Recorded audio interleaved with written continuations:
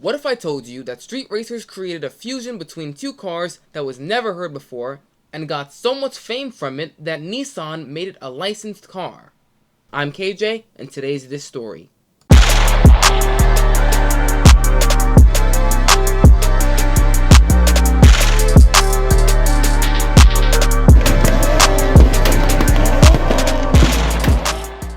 The Japanese 1990s era is known for numerous things like music, anime, video games, and much more.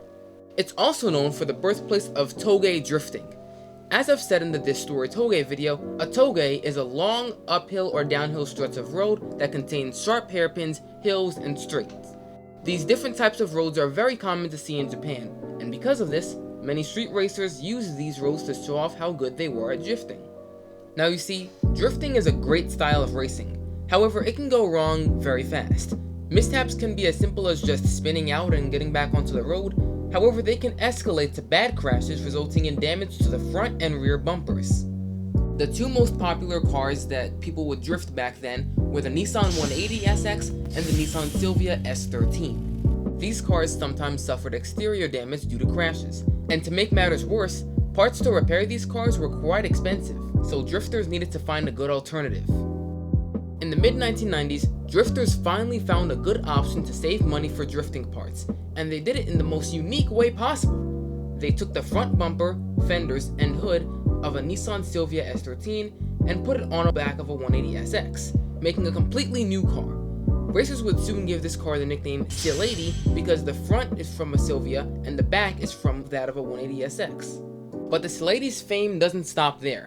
In the Gran Turismo racing game series, it's an unlockable car through certain in-game events like the Silvia Sisters from Gran Turismo 4, the A-Spec Japanese 90s Challenge from Gran Turismo 5, and is unlockable in Gran Turismo 7 via the used car dealership for 81,600 credits. In 1998, there was a tuning shop opened by the name of Kid's Heart that specialized in making drift cars and selling car parts. Their most important project, however, were making 500 pre-built Sileighties, but with an extra bit of power compared to the normal 180 SX. The Sileighty included a new ECU, a stiffer suspension system, improved limited slip differentials, and an increase in turbocharger boosts from 7 psi to about 13 psi, resulting in approximately 230 horsepower, versus 205 from the standard Silvia SR20 DET.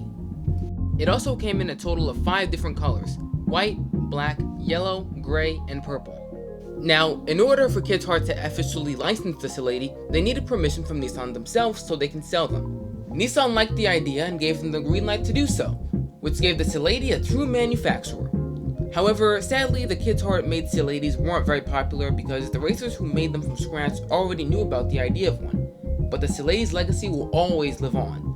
2 extra bits of fame that the Sileighty has is from the Japanese manga/anime series Initial D, having an impact blue paint job and gold BBS rims.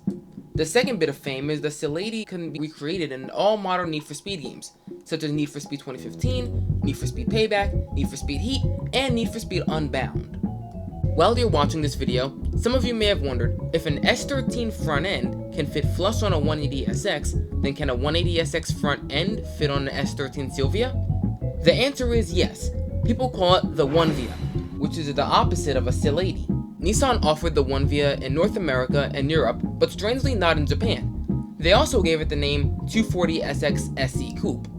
The SE Coupe was powered by a naturally aspirated 140 horsepower KA24 engine, unlike the turbocharged 1.8-liter DOHC from the S13 sold in Japan, has a 0 to 60 of 8.6 seconds, and had an FR layout.